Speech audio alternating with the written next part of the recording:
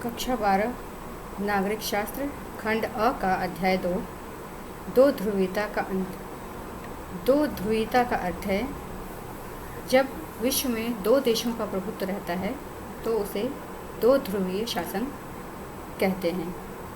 USSR अर्थात union of Soviet socialist Republic या इसको समाजवादी सोवियत गणराज्य भी कहते हैं या इसको सोवियत गणराज्य भी कहते हैं या फिर सोवियत संघ भी कहते हैं। अब इसमें पहला टॉपिक है बर्लिन की दीवार। 1961 में बर्लिन शहर में दीवार बनी। बर्लिन जर्मनी की राजधानी है। इस दीवार की लंबाई 150 किलोमीटर थी, परंतु 9 नवंबर 1989 में इसे जनता ने गिराई और जर्मनी का एकीकरण किया। 28 वर्षों तक यह दीवार खड़ी रही। यह जो बर्लिन की दीवार थी वह विभाजित किया गया था किसके किसके बीच में? पश्चिमी जर्मनी को पूर्वी जर्मनी से अलग किया गया था, या इसको कह सकते हैं पश्चिमी बर्लिन को पूर्वी बर्लिन से अलग करता था। विभाजन किन दो विचारधाराओं के बीच में हुआ था? पूंजीवाद और साम्यवाद में। बर्लिन दीवार गिरने के बाद जर्मनी का एकीकरण हो गया। सोवियत संघ के गुट में शामिल पूर्वी यूरोप के 8 देशों ने एक एक करके जनता के प्रदर्शनों को देखकर अपने साम्यवादी शासन को बदल डाला और अंततः स्वयं सोवियत संघ का विघटन हो गया। अब देखते हैं सोवियत प्रणाली कैसी थी। 1917 में रूस में हुई समाजवादी क्रांति के परिणाम स्वरूप यूएसएसआर अस्तित्व में आया। रूसी क्रांति पूंजीवादी व्यवस्था के विरोध में थी। यूएसएसआर 15 गणराज्यों से मिलकर बना था। यूएसएसआर में कम्युनिस्ट पार्टी का शासन था। किसी अन्य पार्टी या विपक्ष के लिए जगह नहीं थी। अर्थव्यवस्था योजनाबद्ध एवं राज्य के नियंत्रण में थी। दूसरी दुनिया क्या है? द्वितीय विश्व युद्ध 1945 के पश्चात पूर्वी यूरोप के देश सोवियत संघ के अंकुश में आ गए थे। ये दूसरी दुनिया सोवियत संघ के साथ जो देश शामिल हो गए थे वह दूसरी दुनिया के देश हो गए थे। यूएसएसआर सेना ने पूर्वी यूरोप के देशों को फांसीवादी शक्तियों के चंगुल से मुक्त कराया था, इसलिए वो यूएसएसआर के साथ वे देश हो गए थे। पूर्वी यूरोप के सभी देशों की राजनीतिक और सामाजिक व्यवस्था को सोवियत संघ की समाजवादी प्रणाली की तर्ज पर ढाला गया था। समाजवादी गुट के देशों को ही दूसरी दुनिया कहा जाता है।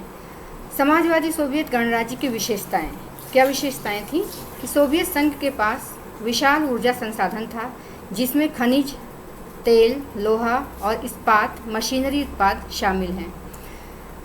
सोवियत संघ के आवागमन की सुविधा बहुत ही द्रुत और सुव्यवस्थित थी। सोवियत संघ का घरेलू उपभोक्ता उद्योग भी उन्नत था और पिन से लेकर कार तक सभी चीज़ों का उत्पादन होता था। यद्यपि क्वालिटी या गुणवत्ता संयुक्त राज्य अमेरिका जैसी नहीं थी। जनता के लिए न्यूनतम स्तर सुनिश्चित कर दिया गया था। सरकार ने आधारभूत आवश्यकता की चीज़ों जैसे स्वास्थ्य सुविधा, शिक्षा, बच्चों की देखभाल व लोक कल्याण की अन्य चीज़ें बहुत ही कम मूल्य पर उपलब्ध थी। बेरोजगारी नहीं थी। अब देखते हैं सोवियत संघ की कमियां। सोवियत संघ में बेरोजगारी नहीं थी। मिल्कियत पर राज्य का स्वामित्व था, अर्थात भूमि व अन्य उत्पादक संपदाओं पर राज्य का नियंत्रण था, क्योंकि निजी संपत्ति रखने का अधिकार नहीं था। सोवियत गणराज्य 15 गणराज्यों से मिलकर बना था। वहाँ एक ही राजनीतिक दल अस्तित्व में था, साम्यवादी दल या कम्युनिस्ट पार्टी। अब देखते हैं सोवियत संघ की कमियां। सोवियत संघ में नौकरशाही ने नागरिकों पर कड़ा अंकुश व अनुशासन रखा था, जिससे नागरिकों का जीवन कठिन हो गया था, अर्थात ऑफिसर्स का ज़्यादा हस्तक्षेप लोगों के बीच में था। लोकतंत्र व अभिव्यक्ति की स्वतंत्रता नहीं होने के कारण लोग अपनी असहमति कार्टूनों व चुटकुलों में व्यक्त करते थे। सोवियत संघ में एक दल अर्थात कम्युनिस्ट दल का शासन था। सोवियत संघ की अधिकांश संस्थाओं में सुधार की आवश्यकता थी, परंतु सभी संस्थाओं पर कम्युनिस्ट दल का कड़ा अंकुश था। कम्युनिस्ट दल का जनता के प्रति कोई जवाबदेही नहीं थी। यद्यपि सोवियत संघ के मानचित्र में रूस संघ के 15 गणराज्यों में से एक था, परंतु रूस का सभी विषयों, सभी मामलों पर प्रभुत्व था। हथियारों की होड़ के कारण सोवियत संघ ने संसाधनों का उपयोग हथियारों को बनाने में किया। इसके अतिरिक्त प्रौद्योगिकी एवं बुनियादी ढांचों के क्षेत्रों में पश्चिमी देशों की तुलना में पीछे रह गया। सोवियत संघ उत्पादकता में भी पिछड़ रहा था, जिसके कारण हर तरह की उपभोक्ता की वस्तुओं की कमी हो गई और खाद्यान्न का आयात प्रतिवर्ष बढ़ता ही चला गया। 1989 में सोवियत संघ ने अफगानिस्तान मामले में अनावश्यक हस्तक्षेप किया। इससे सोवियत संघ ज़्यादा कमज़ोर हो गया। अंततः 1970 के दशक के अंतिम वर्षों में सोवियत संघ की आर्थिक सामाजिक व्यवस्था खड़ी न रह सकी, अर्थात बहुत ज़्यादा कमज़ोर होकर लड़खड़ा गई। मिखाइल गोर्बाचेव व सोवियत संघ का विघटन। मिखाइल गोर्बाचेव 1985 में कम्युनिस्ट दल के महासचिव बने। मिखाइल गोर्बाचेव सोवियत संघ के अंतिम राष्ट्रपति के रूप में जाने जाते हैं और नोबेल पुरस्कार विजेता भी थे। गोर्बाचेव ने पिछड़ते सोवियत संघ में सुधार का प्रयास किया। गोर्बाचेव ने सोवियत संघ को लोकतांत्रिक रूप देने का प्रयास किया। गोर्बाचेव ने पश्चिमी देशों से संबंध सुधारने के प्रयास किए। गोर्बाचेव ने देश के अंदर आर्थिक, राजनीतिक सुधारों व लोकतंत्रीकरण की नीति चलाई।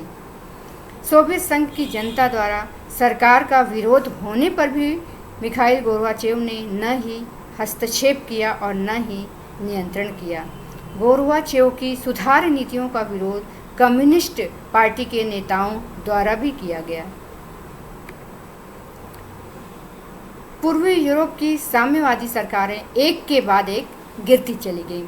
सोवियत संघ के बाहर हो रहे परिवर्तनों के साथ सोवियत संघ के भीतर भी संकट गहराता गया। सोवियत संघ की विघटन गति तेज हो गई। निष्कर्षतः मिखाइल गोर्बाचेव की नीति, सुधारों की नीति, लोकतंत्रीकरण की नीति सफल नहीं हो पाई। सोवियत संघ विघटित हो गया। सोवियत संघ के विघटन की घोषणा 1991 में सोवियत संघ में तख्तापलट हुआ। येल्त्सिन ने इस तख्तापलट के विरोध में महत्वपूर्ण भूमिका निभाई। रूसी गणराज्य में बोरिस येल्त्सिन ने आम चुनाव जीता और केंद्रीय नियंत्रण को मानने से इनकार कर दिया। सोवियत संघ में सत्ता मास्को से गणराज्यों की तरफ खिसकने लगी। आश्चर्य की बात यह है कि मध्य एशियाई गणराज्यों ने अपने लिए स्वतंत्रता की मांग नहीं की थी। वे सोवियत संघ के साथ ही रहना चाहते थे। 1991 दिसंबर में बोरिस येल्त्सिन के नेतृत्व में सोवियत संघ के 3 बड़े गणराज्य रूस, यूक्रेन और बेलारूस ने सोवियत संघ की समाप्ति की घोषणा की। साम्यवादी दल प्रतिबंधित हो गया। वहाँ पूंजीवाद और लोकतंत्र को आधार बनाया गया। सोवियत गणराज्य के विघटन के साथ ही स्वतंत्र राज्यों के राष्ट्रकुल का गठन भी हुआ। रूस को सोवियत संघ का उत्तराधिकारी राज्य स्वीकार किया गया। रूस को संयुक्त राष्ट्र की सुरक्षा परिषद में सोवियत संघ की सीट मिली। सोवियत संघ ने जो अंतर्राष्ट्रीय संधियां व समझौते किए थे, उन सब को निभाने की जिम्मेदारी रूस की थी। एकमात्र परमाणु शक्ति संपन्न देश का स्थान रूस को मिला। रूस ने यूएसए के साथ परमाणु निशस्त्रीकरण की दिशा में कुछ कदम भी उठाया। इस प्रकार सोवियत संघ की समाप्ति हो गई और 15 नए देश बन गए। अब सोवियत संघ के इस विघटन के कारण क्या क्या थे? सोवियत संघ की राजनीतिक, आर्थिक और आंतरिक कमजोरी के कारण लोगों की आकांक्षाओं को पूरा नहीं कर सका। कई वर्षों तक सोवियत संघ की अर्थव्यवस्था अवरुद्ध थी। इससे उपभोक्ता वस्तुओं की बहुत ज़्यादा कमी हो गई। सोवियत संघ की जनसंख्या का एक बड़ा हिस्सा अपनी राजनीतिक व्यवस्था को शंका की दृष्टि से देखने लगा और उन स्थितियों पर स्वतंत्रता पूर्वक प्रश्न पूछने लगा। अगला पॉइंट है, सोवियत संघ ने अपने संसाधनों का अधिकांश भाग परमाणु हथियार और सैनिक साज सामान पर लगाया। 5वां है, सोवियत संघ ने अपने संसाधन पूर्वी यूरोप के अपने गुट के देशों के विकास पर भी खर्च किया, जिससे वे सोवियत संघ के नियंत्रण में रहें। 6वां पॉइंट है, पश्चिमी देशों की प्रगति के बारे में जानकारी प्राप्त करने की इच्छा सोवियत संघ की जनता में जागृत हुई। 7वां पॉइंट है, सोवियत सरकार द्वारा वर्षों से अपनी जनता को यह बताया जा रहा था कि सोवियत राज व्यवस्था पूंजीवाद से बेहतर है। जब पूंजीवाद देशों की प्रगति के समक्ष सोवियत संघ पिछड़ा दिखने लगा तो सोवियत संघ की जनता को राजनीतिक व मनोवैज्ञानिक रूप से बहुत गहरा धक्का लगा। कम्युनिस्ट पार्टी के नेताओं को आम नागरिकों से ज़्यादा विशेषाधिकार प्राप्त थे। 9वां पॉइंट है, मिखाइल गोर्बाचेव की सुधारों की नीति। गोर्बाचेव ने अर्थव्यवस्था को सुधारने और पश्चिमी देशों के बराबर में सोवियत संघ को खड़ा करने का वचन दिया और प्रशासनिक ढांचे में ढील देने का भी वचन दिया। गोर्बाचेव ने पेरेस्ट्रोइका व ग्लासनोस्त की नीतियां लागू की। पेरेस्ट्रोइका क्या होता है, इसको जान लेते हैं। राजनीतिक सुधार, सामाजिक सुधार तथा सांस्कृतिक व आत्मिक विकास करके समाज का पुनर्गठन। पेरेस्ट्रोइका के अंतर्गत निम्नलिखित बातें आती हैं: सामाजिक आर्थिक प्रगति में तेजी करना, समाज का व्यापक लोकतंत्रीकरण करना, लोकतांत्रिक विकेंद्रीकरण करना, व्यक्ति का नैतिक और आध्यात्मिक विकास करना, समाज की विकृतियों का पर्दाफाश करना। अब देखते हैं ग्लासनोस्त का अर्थ क्या है। ग्लासनोस्त का अर्थ है खुलापन। देश में प्रादेशिक, आर्थिक, जातीय, युवा वर्ग संबंधी, परिवेश संबंधी सामाजिक समस्याओं पर खुली बहस की जाए, जिससे लोगों की सही व सुनिश्चित राय पता चल सके। गोर्बाचेव ने कहा भी है कि हमें ग्लासनोस्त की उसी प्रकार आवश्यकता है जैसे हवा की। पेरेस्ट्रोइका में जिस पुनर्संरचना की बात कही गई है उसके लिए जरूरी था ग्लासनोस्त या खुलापन। इसी कारण यह कहा गया है कि बिना ग्लासनोस्त के पेरेस्ट्रोइका नहीं और लोकतंत्र नहीं। ग्लासनोस्त की प्रक्रिया चुनौती भरी थी क्योंकि बंधे समाज को खुले समाज में रहने की आदत नहीं थी। सिर्फ गोर्बाचेव की सुधारी हुई नीति ही सोवियत संघ के विघटन का कारण बनी, विवाद का विषय है। सोवियत संघ में कुछ नागरिकों की सोच यह थी कि गोर्बाचेव को ज़्यादा तेज गति से कदम उठाना चाहिए, जबकि गोर्बाचेव की सुधारों की गति धीमी थी। जनता का यह वर्ग धीरज खो बैठा और निराश होकर संघ से अलग होने में ही अपनी भलाई समझी। जनता के दूसरे हिस्से, मुख्यतः साम्यवादी दल के सदस्यों का कहना था कि हमारी सत्ता व विशेषाधिकार अब कम हो रहे हैं और गोर्बाचेव जल्दबाजी दिखा रहे हैं। परिणामतः गोर्बाचेव न तो सामान्य जनता का समर्थन पा सके और न ही साम्यवादी दल का समर्थन पा सके। 10वां पॉइंट है, सोवियत संघ में राष्ट्रवादी भावनाएं व संप्रभुता की इच्छा ऊपर उठ रही थी। उदाहरण के लिए रूस व बाल्टिक गणराज्य, यूक्रेन तथा जॉर्जिया। राष्ट्रीयता व संप्रभुता के भावों का उभार सोवियत संघ के विघटन का अंतिम व तात्कालिक कारण था। बच्चों, अब है अगला टॉपिक, सोवियत संघ के विघटन के परिणाम या उसकी परिणतियाँ क्या क्या हुई। पहला पॉइंट है, सोवियत संघ के विघटन के साथ ही शीत युद्ध की समाप्ति हो गई। दूसरा पॉइंट, यूएसएसआर की समाप्ति के साथ ही दूसरी दुनिया नामक शब्द भी समाप्त हो गया। तीसरा पॉइंट है, विचारधाराओं, पूंजीवादी और समाजवादी की लड़ाई भी समाप्त हो गई। चौथा पॉइंट है, यूएसएसआर की समाप्ति के साथ ही हथियारों की होड़ भी समाप्त हो गई और शीत युद्ध काल में जो परमाणु हथियारों के संचय को बढ़ावा दिया जाता था वह समाप्त हो गया। पांचवा पॉइंट है, यूएसए अर्थात संयुक्त राज्य अमेरिका एकमात्र महाशक्ति के रूप में पूरे विश्व में उभर कर सामने आया था। छठा है, अंतर्राष्ट्रीय आर्थिक संस्थाओं जैसे IMF, WB, international monetary fund और वर्ल्ड बैंक पूंजीवाद अपनाने वाले देशों को IMF और WB के द्वारा कर्ज दिए गए, जिससे इनका महत्व बढ़ गया। सातवां पॉइंट है, सोवियत संघ के खत्म होने पर 14 अन्य नए देशों का जन्म हुआ और 15वां देश रूस। बाल्टिक व पूर्वी यूरोप के देश यूरोपीय संघ व नाटो से जुड़ना चाहते थे। मध्य एशियाई देश रूस के साथ अपने रिश्ते को मजबूत रखना चाहते थे तथा पश्चिमी देशों के साथ भी संबंध बनाए रखना चाहते थे। अब ये पॉइंट है शॉक थेरेपी। तो ये क्या होता है इसमें जानते हैं। साम्यवादी शासन के पश्चात पूर्व सोवियत संघ में शॉक थेरेपी आई। पहला पॉइंट, सोवियत संघ के विघटन के पश्चात भूतपूर्व सोवियत संघ के गणराज्य समाजवादी व्यवस्था से लोकतांत्रिक पूंजीवादी व्यवस्था के कष्टप्रद संक्रमण से होकर गुजरे। दूसरा पॉइंट, रूस, मध्य एशिया के गणराज्य एवं पूर्वी यूरोप के देशों में पूंजीवाद की ओर संक्रमण का एक खास मॉडल अपनाया गया।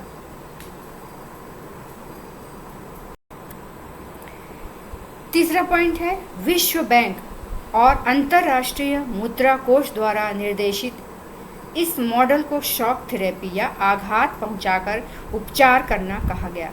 शॉक थेरेपी के कार्य। शॉक थेरेपी के अंतर्गत सर्वप्रथम भू क्षेत्र पर या मिल्कियत पर सरकारी स्वामित्व हटाकर निजी स्वामित्व दिए जाने की प्रक्रिया की गई। सामूहिक फर्म को निजी फर्म में बदला गया। दूसरा, संक्रमण में राज्य नियंत्रित समाजवाद या पूंजीवाद के अतिरिक्त किसी भी वैकल्पिक व्यवस्था को मंजूरी नहीं दी गई। तीसरा है मुक्त व्यापार को पूरी तरह से अपनाया गया और जरूरी माना गया। पूंजीवादी व्यवस्था को अपनाने के लिए वित्तीय खुलापन, मुद्राओं की परिवर्तनीयता और मुक्त व्यापार की नीति महत्वपूर्ण मानी गई। चौथा है शॉक थेरेपी में सोवियत गुट के देशों के बीच हुए व्यापारिक गठबंधनों को समाप्त कर दिया गया। सोवियत गुट के प्रत्येक देश को एक दूसरे देश से जोड़ने की जगह सीधे पश्चिमी देशों से जोड़ा गया। पश्चिमी दुनिया के पूंजीवादी देश अब नेता की भूमिका निभाते हुए अपनी विभिन्न एजेंसियों और संगठनों के सहारे सोवियत गुट के देशों के विकास का मार्गदर्शन व नियंत्रण करने लगे। शॉक थेरेपी के परिणाम। पहला पॉइंट, शॉक थेरेपी से पूरे देश की अर्थव्यवस्था तहस नहस हो गई, जनता को बर्बादी की मार झेलनी पड़ी। दूसरा पॉइंट है राज्य नियंत्रित औद्योगिक ढांचा चरमरा उठा क्योंकि 90% उद्योगों को निजी हाथों में या कंपनियों को बेचा गया। तीसरा पॉइंट है पुनर्निर्माण का कार्य सरकार द्वारा नहीं वरन बाजार की ताकतें कर रही थी, इसलिए यह कदम सभी उद्योगों को मटिया मेट करने वाला साबित हुआ। चौथा, शॉक थेरेपी को इतिहास की सबसे बड़ी गराज सेल के नाम से जाना जाता। क्यों? क्योंकि महत्वपूर्ण उद्योगों की कीमत कम से कम करके आंकी गई और उन्हें औने पौने दाम में बेचा गया। औने पौने से तात्पर्य है किसी भी दाम में, कम से कम मिनिमम दाम में। पांचवा है रूसी मुद्रा, रूबल में अत्यधिक गिरावट आई, जिससे क्या हुआ, मुद्रास्फीति इतनी ज़्यादा बढ़ गई कि लोगों की जमा पूंजी भी समाप्त, जो बैंक में जमा किए थे वो समाप्त होती चली गई। सातवां, सामूहिक खेती प्रणाली समाप्त हो चुकी थी और लोगों को अब खाद्यान्न की सुरक्षा की गारंटी नहीं रही। रूस को खाद्यान्न का आयात करना पड़ा। 9वां पॉइंट है पूर्व सोवियत सरकार द्वारा दिया गया न्यूनतम जीवन स्तर की सुविधा समाप्त होने के कारण ज़्यादा लोग गरीबी में पड़ गए। 10वां पॉइंट है कई देशों में एक माफिया वर्ग उभरा और उसने अधिकतर आर्थिक गतिविधियों को अपने नियंत्रण में ले लिया। 11वां पॉइंट है निजीकरण, ये जो प्राइवेटाइजेशन हो रहा था उसने नई विसंगतियों या विषमताओं को जन्म दिया। धनी व निर्धन के बीच आर्थिक असमानता गहरी हो गई। 12वां पॉइंट है सभी देशों में संविधान बहुत ही जल्दबाजी में तैयार हुआ। रूस सहित अधिकांश देशों में राष्ट्रपति को कार्यपालिका का प्रमुख बनाया गया और हर संभव शक्ति दे दी गई।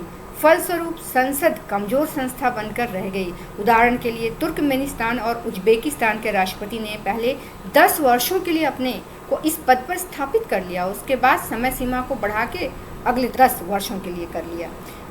अब पॉइंट है संघर्ष और तनाव। पूर्व सोवियत संघ के गणराज्यों ने गृह युद्ध और आंदोलनों को देखा। इसके साथ साथ इन देशों में बाहरी ताकतों का हस्तक्षेप भी हुआ। रूस के 2 गणराज्यों चेचन्या और दागिस्तान में हिंसक अलगाववादी आंदोलन चलाए गए। मास्को ने चेचन विद्रोहियों से निपटने के लिए जो तरीके अपनाए और सैन्य बमबारी की, उससे मानवाधिकार का व्यापक उल्लंघन हुआ, परंतु इससे स्वतंत्रता की आवाज़ दबाई न जा सकी। मध्य एशिया में ताजिकिस्तान 10 वर्षों अर्थात 2001 तक गृह युद्ध की चपेट में रहा। इस पूरे क्षेत्र में सांप्रदायिक संघर्ष चल रहे हैं। अजरबैजान एक प्रांत है नगरनो कराबाख, उसमें एक शहर का नाम है। यहाँ के कुछ स्थानीय आर्मेनियाई अलग होकर आर्मेनिया से मिलना चाहते हैं, जिसके लिए गृह युद्ध होता है। जॉर्जिया में 2 प्रांत स्वतंत्र होना चाहते हैं और गृह युद्ध लड़ रहे हैं। यूक्रेन, किर्गिस्तान, जॉर्जिया में वर्तमान शासन को उखाड़ फेंकने के लिए आंदोलन चल रहे हैं। कई देश व प्रांत नदी जल के सवाल पर आपस में लड़ते रहते हैं। मध्य एशियाई गणराज्यों में हाइड्रोकार्बनिक पेट्रोलियम संसाधनों का विशाल भंडार है। इससे इन गणराज्यों को आर्थिक लाभ भी हुआ, लेकिन इसी कारण से यह क्षेत्र बाहरी ताकतों और तेल कंपनियों की आपसी प्रतिस्पर्धा का अखाड़ा भी बन चला है। मध्य एशियाई क्षेत्रों में अमेरिका ने किराए पर अपने ठिकाने बनाए थे। पूर्वी यूरोप में चेकोस्लोवाकिया देश बंटकर 2 देश बन गया, चेक और स्लोवाकिया। 1991 के यूगोस्लाविया कई प्रांतों में टूट गया, जैसे बोस्निया हर्जेगोविना, स्लोवेनिया और क्रोएशिया। इन लोगों ने अपने आप को स्वतंत्र घोषित कर दिया और नाटो को हस्तक्षेप करना पड़ा। यहाँ पर इतना ज़्यादा गृह युद्ध छिड़ गया ना। यूगोस्लाविया पर बमबारी की नाटो ने और जातीय संघर्ष ने बहुत बड़े गृह युद्ध का रूप ले लिया। अब भारत और पूर्व साम्यवादी देश जो हैं उनके मध्य क्या संबंध रहा है भारत का। तो भारत के संबंध रूस सहित सभी साम्यवादी देशों के साथ अच्छे रहे हैं। भारत व सोवियत संघ के संबंधों के क्षेत्र में अग्रलिखित है। आर्थिक क्षेत्र में संबंध, सोवियत संघ ने भारत को भिलाई, बोकारो और विशाखापट्टनम के इस्पात कारखानों तथा भारत हैवी इलेक्ट्रिकल्स जैसे मशीनरी संयंत्रों के लिए आर्थिक और तकनीकी सहायता दी है। भारत में जब विदेशी मुद्रा की कमी थी, तब सोवियत संघ ने अपने रुपये को माध्यम बनाकर भारत से व्यापार किया। राजनीतिक क्षेत्र में सोवियत संघ ने कश्मीर मामले पर संयुक्त राष्ट्र में भारत के रुख का समर्थन किया है। सन 1971 में पाकिस्तान से युद्ध के दौरान भी सोवियत संघ ने भारत की बहुत मदद की है। सैन्य क्षेत्र में संबंध, सोवियत संघ ने भारत को ऐसे समय में सैनिक साज सज्जा के सामान दिए हैं जब कोई भी देश भारत को सैन्य टेक्नोलॉजी देने के लिए तैयार नहीं था। भारत रूस के हथियारों का सबसे बड़ा खरीदार देश है। सांस्कृतिक क्षेत्र में संबंध को देखते हैं। हिंदी फिल्म और भारतीय संस्कृति सोवियत संघ में लोकप्रिय थे। भारतीय हिंदी फिल्मों के नायकों में राज कपूर से लेकर अमिताभ बच्चन तक रूस और पूर्व सोवियत संघ के बाकी गणराज्यों में हर घर में जाने जाते हैं। भारत और रूस दोनों का ही सपना बहुध्रुवीय विश्व का है। दोनों देशों की यह मान्यता है कि क्षेत्रीयताओं को ज़्यादा जगह मिले, अंतर्राष्ट्रीय संघर्षों का समाधान बातचीत के द्वारा हो और संयुक्त राष्ट्र जैसी संस्थाओं को मजबूत किया जाए। इसके अतिरिक्त भारत तेल आयातक देशों में एक है, जिसकी पूर्ति सोवियत संघ के गणराज्यों द्वारा ही होती है। भारत का ऊर्जा आयात संयंत्र भी रूस से ही होता है। भारत के परमाणु संबंधी कार्यक्रम भी रूस के द्वारा ही पूर्ण होता है और अंतरिक्ष उद्योग में भी सोवियत संघ ने भारत को क्रायोजेनिक रॉकेट देकर बहुत बड़ी मदद की। अर्थात भारत और रूस के मध्य संबंध आज भी बहुत अच्छे हैं। भारत और पूर्व सोवियत संघ व उनके गणराज्यों के साथ भी भारत के संबंध बहुत अच्छे थे। धन्यवाद।